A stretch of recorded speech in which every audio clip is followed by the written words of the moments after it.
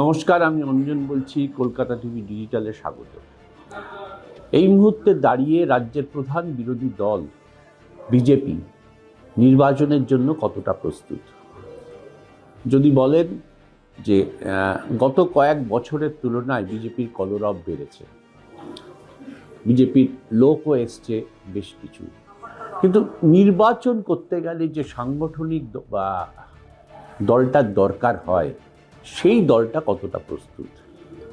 এক কথায় যদি বলেন যে তাদের বিকল্প পার্টি অফিস হয়েছে, প্রায় 6তলা 7তলা দুটো বড় বড় পার্টি অফিস নেওয়া হয়েছে সল্টলেকে, যেখানে অত্যাধুনিক 5 স্টারের রূপ দেওয়া হয়েছে। ইলেকশন পরিচালনা করার জন্য অজস্র কর্মী বাহিনী সেখানে তথ্য প্রযুক্তিতে কাজ করছে। নেতারা যারা দিল্লি থেকে আসছেন তাদের সঙ্গে বৈঠক করার জন্য আলাদা ঘর হয়েছে, আলাদা করে অমিত শাহ থেকে শুরু করে বিজেপির কেন্দ্রীয় সভাপতির জন্য থাকার ব্যবস্থা হয়েছে। এই সব কিছু কিন্তু বিজেপির হয়েছে। অজস্র গাড়ির সংখ্যার কোনো শেষ নেই, দামি দামি সমস্ত গাড়ি ভাড়া করা হয়েছে। অর্থাৎ আর্থিক দিক দিয়ে কিন্তু পিছিয়ে নেই বিজেপি। যে কোনো রাজনৈতিক দল 26-এর ইলেকশানে এই রাজ্যে নাম যারা নেমেছে, তৃণমূলের সঙ্গে টক্কর দেওয়ার ক্ষেত্রে বিজেপি কিন্তু টাকার দিক দিয়ে সমানে সমানে টক্কর দিচ্ছে বলা যেতে পারে। কিন্তু সাংগঠনিক কাঠামোটা কোন জায়গায় আছে? সব বুথ কমিটিতে এখনও বুথ কমিটি তৈরি হয়নি। সংখ্যালঘু এলাকায় অধিকাংশ জায়গায় কার্যত কর্মী বাহিনী সেভাবে প্রস্তুত নয়। প্রায় 70 থেকে 80%, 80টা আসন যেখানে সংখ্যালঘু ভোটে নির্ধারিত হয়, সেই জায়গায় কার্যত বিজেপি ফাঁকা, কোনো প্রচার নেই। প্রচুর পরিমাণে কমিটি হয়েছে, বুথ কমিটি, অ্যাডভাইজারি কমিটি, হেনা কমিটি, তেনা কমিটি, প্রচুর কমিটি। মাথাভারী প্রশাসন বলতে আমরা যা বুঝি তার সেই রকম কমিটি কিন্তু প্রচুর তৈরি হয়েছে। প্রত্যেক বুথ কেন্দ্রকে, প্রত্যেক বিধানসভা কেন্দ্রে একজন করে নির্বাচনী একজন করে দেখার জন্য নেতা দেওয়া হয়েছে, আবার অবজারভার দেওয়া হয়েছে। মানে অজস্র কমিটি হয়েছে, মাথাভারী প্রশাসনকে করে ফেলেছে। অর্থাৎ নেতাদের কাজ দেওয়ার চেষ্টা করেছে বিজেপি রাজ্য নেতৃত্ব, কিন্তু তলার কর্মীরা, সেই কর্মীরা কত অংশ আসছেন, এইটা কিন্তু বিজেপির কাছে বেশ বড় প্রশ্ন।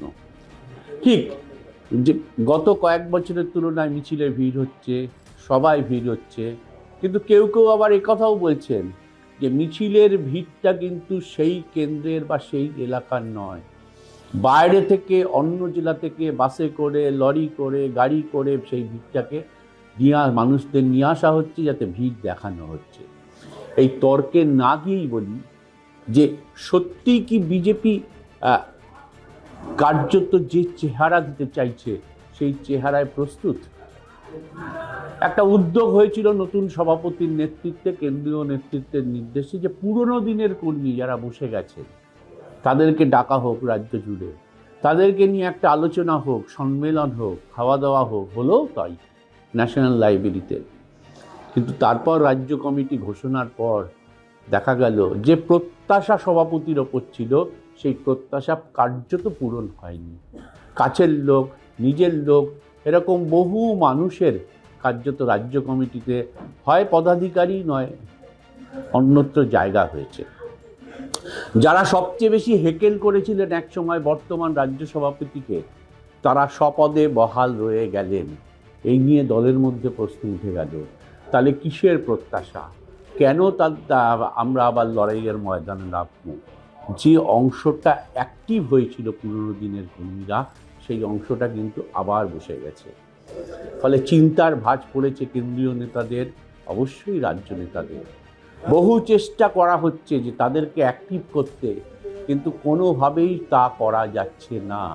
দেখা যাচ্ছে অধিকাংশ জেলায়, অধিকাংশ বুথ স্তরে এই পুরনো দিনের বিজেপি কর্মীরা কিন্তু সেভাবে এখনও নামেননি। ফলে যে প্রত্যাশা তাদের কাছে পাওয়া উচিত ছিল, উল্টে যদি বলি, তারা যেভাবে প্রত্যাশা করেছিলেন নতুন সভাপতি এবং বিজেপি নেতৃত্বের ওপর, সেই প্রত্যাশা কিন্তু পূরণ করতে পারেনি। ফলে সবটা মিলিয়ে একটা জটিল পরিস্থিতিতে রয়েছে রাজ্য বিজেপি। তার মধ্যে হচ্ছে অজস্র গ্রুপ, শুভেন্দু গ্রুপ, শ্রমিক group, Sukanta group, Dilip Ghosh group, অজস্র গ্রুপ, সবাইকে নিয়ে একসাথে চলার চেষ্টা করছে কেন্দ্রীয় নেতৃত্ব, কিন্তু গ্রুপবাজি কিন্তু বন্ধ হচ্ছে না। সবচেয়ে বড় ভয় বিজেপির এই মুহূর্তে 294টা প্রার্থী ডিক্লেয়ার হলে কে দাঁড়ালেন, কার হয়ে কতজন কাজ করবেন, সে কোন নেতার ঘনিষ্ঠ, কার্যত সেই হিসাব কষেই কিন্তু মাঠে নামবেন কর্মীরা। দক্ষিণপন্থী দলগুলোতে সাধারণত এটাই হয়, যিনি দাঁড়ান ইলেকশনে তার বাহিনী যদি ঠিক থাকে বা সে কোনো নেতার কাছাকাছির লোক হয়, তাহলে সেই বাহিনী সাধারণত ইলেকশনে নামে। এটা দক্ষিণপন্থী দলের একটা ইতিহাস। বিজেপির ক্ষেত্রে এটার বাইরের কিছু নয়। ফলে প্রার্থী তালিকায় কারা প্রার্থী হবেন তার উপর নির্ভর করছে ইলেকশনটা বিজেপি কিভাবে করবেন। ফলে এই এতগুলো বিষয় নিয়ে বিজেপি কিন্তু বেশ ঘেটে আছে। এটা বলে দিই যে গাড়ির অভাব নেই, অর্থের অভাব নেই, প্রচুর কয়েকশো কোটি টাকা বোধহয় ব্যাপার বিজেপি খরচা করছে, বড় বড় হোটেল বুক করে ফেলেছে। সবচেয়ে বড় বিপদ যেটা বিজেপির হয়েছে এটা হচ্ছে অন্য রাজ্যের নেতারা এসে এই রাজ্যের ইলেকশন সংগঠন পরিচালনা করতে বুথ স্তর থেকে করছে, জেলা থেকে করছে। ফলে জেলার নেতারা বুথের নেতাদের মধ্যে রাগ তৈরি হচ্ছে যে আমরা গত কয়েক বছর ধরে মার খেয়ে আমরা সংগঠন করলাম, এখন আমরা চাপরাশির ভূমিকা পালন করছি, কারণ কেন্দ্রীয় নেতারা এসছেন বা কেন্দ্রীয় নেতারা বিভিন্ন রাজ্যের নেতাদের পাঠিয়েছেন এই রাজ্যের ইলেকশন পরিচালনা করতে। যারা এসছেন তারা বাংলা ভাষা জানেন না, ফলে মানুষের সঙ্গে কমিউনিকেশন করতে পারছেন না, মানুষ কি বলছেন কি চাইছেন তারা বুঝতে পারছেন না। ফলে এই নিয়ে নতুন করে একটা ঘোট বাজছে বিজেপি দলের মধ্যে যে কেন এদের পেছনে এই বাইরের নেতাদের যারা কেন্দ্রীয় নেতৃত্ব পাঠিয়েছেন, কেন এদের পেছনে আমরা সময় নষ্ট করব, কেন এদের চাপরাশি হয়ে আমরা থাকব, তারা কোথায় থাকবেন, তারা কি খাবেন, কোথায় যাবেন, তার জন্য আমরা কেন থাকব, সেটা কাজ করার দায়িত্ব নিক অন্য লোক। ফলে এইরকম ছোট বিষয় অনেক বড় হয়ে যাচ্ছে। ফলে আবারও বলছি যে গাড়ির অভাব নেই, টাকার অভাব নেই, বাড়ির অভাব নেই, বড় বড় হোটেলের অভাব নেই, কিন্তু সংগঠনটা ইলেকশনের প্রস্তুতির জন্য যে জায়গায় পাওয়া উচিত সেইটা কি প্রস্তুত বিজেপি? এই এতগুলো সমস্যায় জর্জরিত এই মুহূর্তে দাঁড়িয়ে রাজ্য বিজেপি, তারা স্বপ্ন দেখছেন ক্ষমতায় চলে আসবেন। কিভাবে আসবেন এই প্রশ্ন কিন্তু বিজেপির মধ্যে উঠছে। প্রবীণরা করছেন যে ইলেকশনে আদৌ কি রাজ্য বিজেপি প্রস্তুত? যদি প্রস্তুত থাকতো তাহলে এই সমস্যাগুলো কিন্তু আসতো না, এবং এই সমস্যাগুলো কাটানোর জন্য কোনো রাজ্য নেতৃত্ব উদ্যোগী হচ্ছেন না। ফলে যা হয়, ক্ষোভ বাড়ছে তলায়। এই ক্ষোভ হয়তো ইলেকশনের সময় গিয়ে হয় বিপরীত দিকে যাবে, নয় চুপ করে বসে যাবে, যেখানে কর্মী বাহিনী কার্যত অভাব হবে। এই সবটা মিলিয়ে জটিল জটে রাজ্য বিজেপি। ইলেকশনের সময় দাঁড়িয়ে একটা রাজনৈতিক দল নিজেদের প্রধান বিরোধী দল দাবি করে, তারা স্বপ্ন দেখায় মানুষকে যে ক্ষমতায় তারা আসবে, সেখানে দাঁড়িয়ে এই সমস্যাগুলো কি আদৌ তারা উঠাতে পারবে? এই প্রশ্নটা বিরাট বড় আকারে দেখা দিয়েছে। ফলে অনেকে মনে করছেন 21-এর মতনই কি এবারেও তাই হবে বিজেপির? ভবিষ্যৎ বলবে। কিন্তু বিজেপির প্রস্তুতি কিন্তু আপাতত জটিল জটে আটকে, বিশেষ করে কর্মী সমর্থকদের নিয়ে জটিল জটে আটকে।